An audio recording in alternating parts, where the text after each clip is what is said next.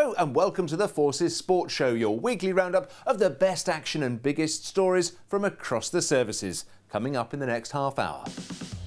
Sliding to success, the Forces' finest do battle at the Ice Sports Championships. Successful start, the Army's Ches Nihel wins on his debut in professional boxing.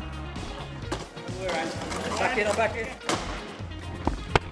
And the key to success, we meet two former servicemen making their mark in wheelchair rugby. We start in Germany and the UK Armed Forces Ice Sports Championships. The best military sliders are in action with the inter-services individual and team titles up for grabs. John Knighton reports from Koenigsee. Day one of the Inter-Services Championships. After a week of practice, it's time for competition. All eyes on Luge, the first of the events, with this very testing track offering real challenges, especially for the inexperienced racers. We keep the rotation going so the athletes are constantly challenged. We have a differentiation between our novices and stepping up to inter-service competition. That's important for their development as athletes, and also then when we take them on once they've done their athlete days to develop them as coaches so they've got that breadth of experience. Earlier this week, the British Luge Championships had seen a women's 1-2-3 for the Army's Danny Scott, RAF's Sophie Ellis and Army's Lucy Wyatt, and that will be repeated here. After the first leg, Sophie and Lucy were neck and neck, with Danny out in front looking for yet another inter-services title to add to her sixth and final British Championship. And again she produced the best results to show herself the outstanding British woman in Luge. I know you're leaving the Army quite soon as well, so what a way to go. Yeah, I'm planning on joining the reserve, so I still want to keep involved with Luge. I don't know if it will be sliding or coaching, but the Army have been really supportive, so I'm happy to come back and help out. The men's race was really close between the top Navy, Army and RAF racers. Luke Farrer had taken the title last year for the RAF and he was on course to do it again. Chased hard by the Army's Ray Thompson and a great backup team from the RAF who will go on to secure the team championship. There's a lot of pressure on me to retain the title, especially after such a good year on the international circuit. So I'm definitely feeling the pressure, especially after the first run where I had a little bit of a mistake and then had a lot of ground to make up on a great slider, which is Ray Thompson from the Army. He's taught me a lot this year and I've learnt a lot from it, especially over the last few years. Well, there's been a massive response across the forces, especially among military boxers, to Ches Nihel winning his professional debut at London's O2 Arena.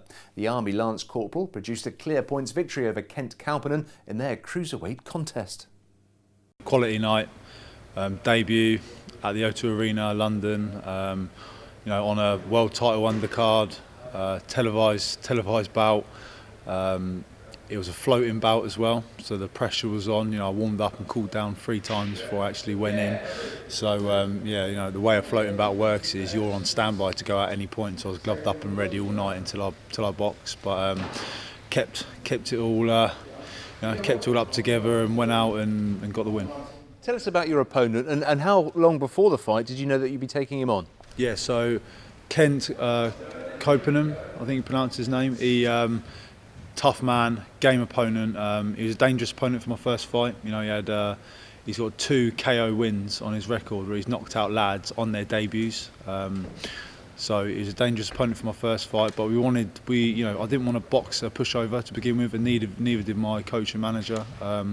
We wanted to, start off as we mean to carry on and box against good opponents and show what I can do. The pressure was on for my fight. I played safe. I boxed safe, stuck to my boxing, clearly won the first 3 rounds. The last round he come flying at me and he was looking for that knockout because he knew he had to knock me out to win the fight. And I sort of thought to myself, welcome to the pro game. I sort of thought to myself in the last round because he come flying at me and he's a fit man. Like I say, he's an MMA fighter as well. He's got loads of MMA knockouts on his record. And I kept thinking, he's going to gas in a minute. And he didn't. He kept coming right to the final bell. So fair play, and it was good. It made the fight exciting. Like I said, got the win and happy days. And there's congratulations too for Private Ratu Nelagu, who made an immediate impact after signing for rugby league side Hull FC. The Sevens specialist, who serves with the Yorkshire Regiment, switched codes after helping Saracens win the Rugby Premiership Sevens title. Nylagu has been released from active army service and scored 2 tries for Hull in their Super League victory over Wigan.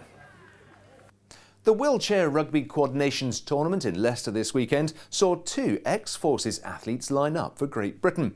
Former RAF Corporal Stu Robinson and ex-Fusilier Ryan Cowling are both members of the national squad. Kath Brazier went to meet them. There's only one way to play wheelchair rugby, and that's to get stuck in. Back in. Stu Robinson, more often than not, right at the heart of the action. It is pretty much my life. If you're not in the chair training, I'm in the gym training, trying to get myself fitter and better. So literally we're away playing with club teams, and then we're away training with the national team for Great Britain. Yeah, every year we have a tryout for the new guys to come through and to prove themselves and to try and make it onto the squad. Obviously, it's pretty tough, not only for the new guys, but it's tough for us to try and keep our place in the squad as well. Obviously, competition pretty tough, so we try and perform our best and get selected for the year ahead. Yeah. Stu's been with the elite squad since 2017, and as he has developed, so has the sport. It's a massively different kind of fitness. Obviously, within the military, you're all about running with weight and seeing how many press-ups you can do, etc., and things like that. But with this, it's more about an all-rounded fitness. It's all very good, well and good having the cardio fitness so you can push faster and for longer. But it's also good about having that the strength within, not just physical strength, but the mental strength, because there's so many emotions you go through in the game. So you need to get yourselves up there and get yourself ready for each game. Yeah. While Stu came to the sport through the Invictus Games, Ryan Cowling's journey has been a little different. Fresh into the Royal Regiment of Fusiliers, Ryan had just turned 18 when he was involved in a car accident in 1994. He broke his neck, leaving him paralysed from the chest down. Playing for club side West Coast Crash for the last 10 years, it wasn't until he was 40 that he was selected for GB. I've been in a wheelchair for the best part of 15 years. And I hadn't experienced anything like this. I had seen bits about it, so I was aware of it. But when I actually started playing it, it's fast, it's brutal at times, and it can be painful as well. If you fall wrong, then you can hurt yourself. But hey ho. Despite such a short-lived military career, Ryan still finds plenty of common ground with Stu. It's good to have somebody with, a military background in here as well, because you have a bit of banter with each other and it's good fun. One of the big draws for me was, once I left the military, was to come into a team sport, because not only do we have that camaraderie, you have that banter, but to have somebody that used to be ex-service as well. They kind of know where you're coming from, and sometimes if you think something's a little bit dark, a little bit touching the line, maybe at least they get the joke as well. Yeah. There's already a scheme in place to get more Armed Forces personnel into the sport, and having Stu and Ryan both representing can only help.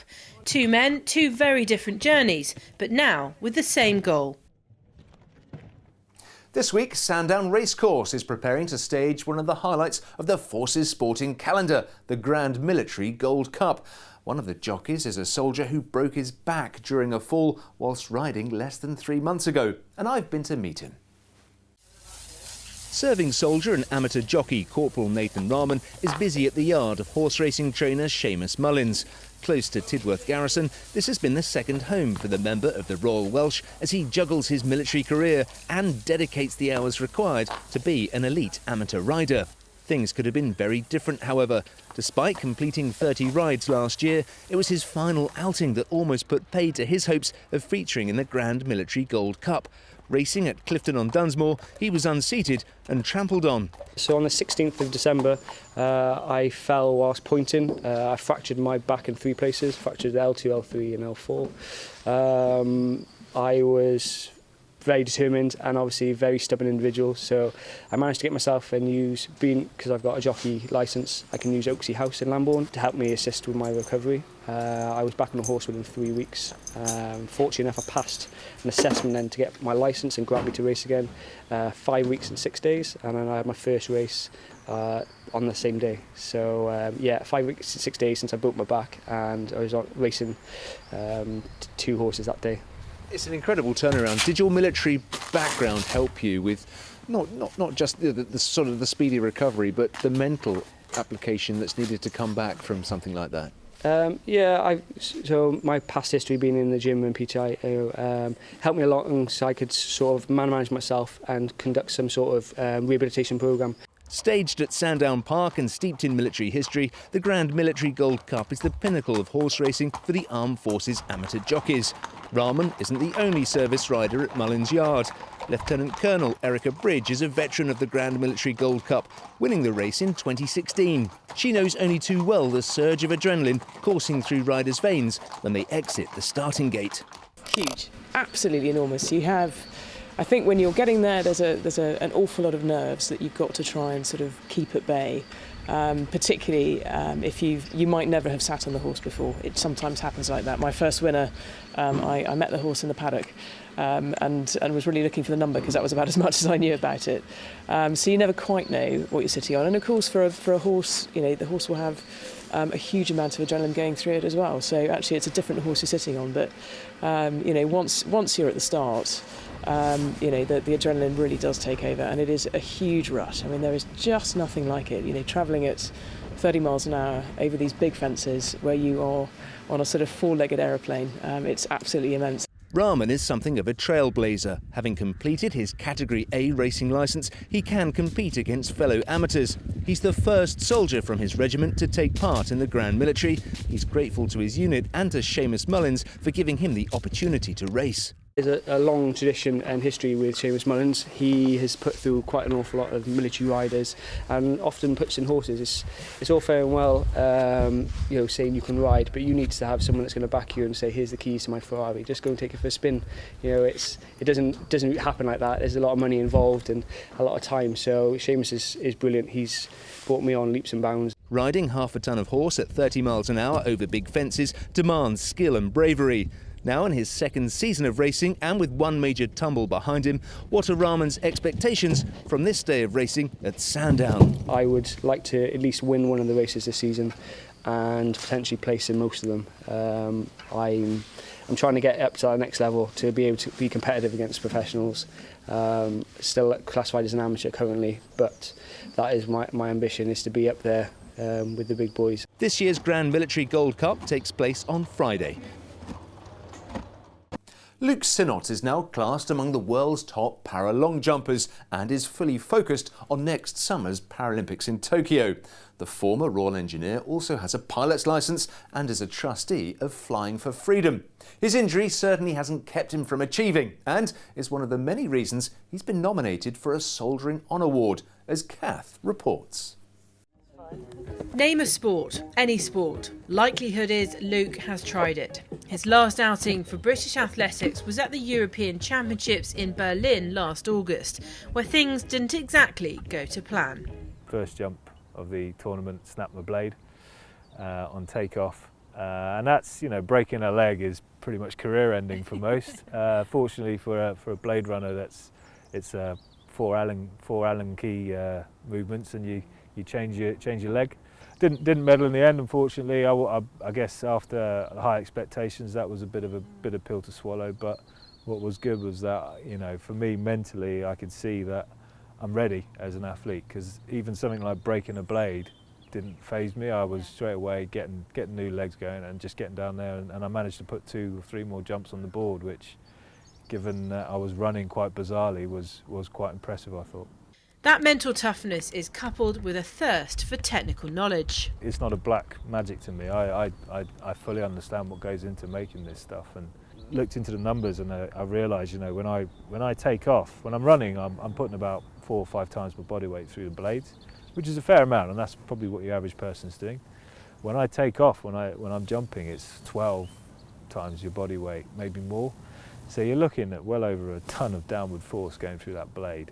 Luke's been competing in long jump for 4 years, but his other love is Flying for Freedom, and he's been with them since the beginning.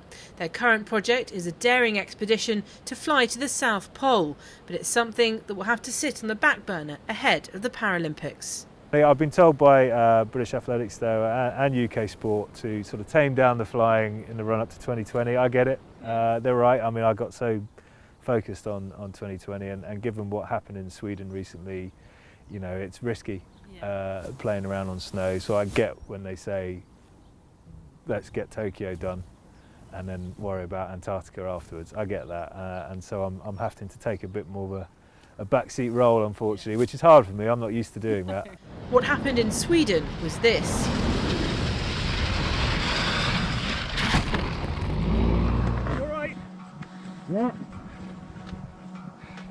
Luckily, Luke escaped unhurt, but he knows that Tokyo is now his #1 priority. It's a shame it all comes down to 6 jumps. That's it. All that training, all that work, and you get 6 jumps. So a lot of what you're training for is psychological, really, trying to mentally be ready for it, because if you're not, then it's the pressure. You see it in athletes all the time. You see it when the pressure gets to them. Other commitments, like his work for Veterans Gateway, will also have to take a back seat. But it's all these strings to his bow that have led to a nomination for a Soldiering On Award. Humble enough to say he's just one of many people doing great things, he does realise he has a unique platform. If I'd have been a guy with my legs, walked into a room and said, "This is how I do business," most people would have been like, whatever. Yeah. But not having legs, suddenly people were really interested. For me, I like to think I'd have still been doing some great stuff though before, if I hadn't lost my legs. But I have a feeling I'd have probably just sort of got stuck in the 9-to-5 routine and just been happy, kind of ticking along, just surviving. Really, that's kind of what most people do these days, isn't it?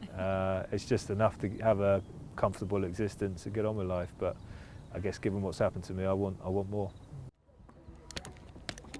Looking ahead, Luke will compete at the World Championships in Dubai in November before the countdown to Tokyo 2020 gets underway. Former Royal Marine Lee Spencer is making good progress in his 3,500-mile journey across the Atlantic in his record-breaking rowing quest. Suzanne Chislett reports. He's 2/3 of the way through his attempt to beat the world record for being the first physically disabled person to row solo across the Atlantic Ocean. Lee Spencer is rowing 3,500 miles from mainland Europe to Venezuela. I'm approximately 2,200 and something miles in, and I've got 850 miles to go to the finish point. I'm about 2 weeks out. But it's not all been plain sailing. Fishing's been quite difficult to get any miles. I've been rowing really hard. But apart from that, overall, yeah, I'm feeling quite good. Lee is no stranger to the Atlantic. In 2015, he took part in the Talisker Whisky Atlantic Challenge as part of a 4-man team. Now, in his solo attempt, he's raising money for the Royal Marines charity and the Endeavour Fund, and is grateful for all the support he's had. People have been getting on rowing machines and posting pictures of themselves rowing with the hashtag Row for Hope. It's real, been absolutely blown away by the support by everyone. Despite losing a leg in January 2014, Lee is hoping to beat the existing able-bodied record of 96 days, 12 hours and 45 minutes. Good luck to Lee. That is it for this week. Don't forget you can see all the action as we get it on forces.net and this show and more on YouTube. Next time we'll have highlights from the Army Premiership Rugby Final as 9 Regiment RLC face the Royal Welsh. We'll leave you with some of the action from this fixture in recent years. Bye for now.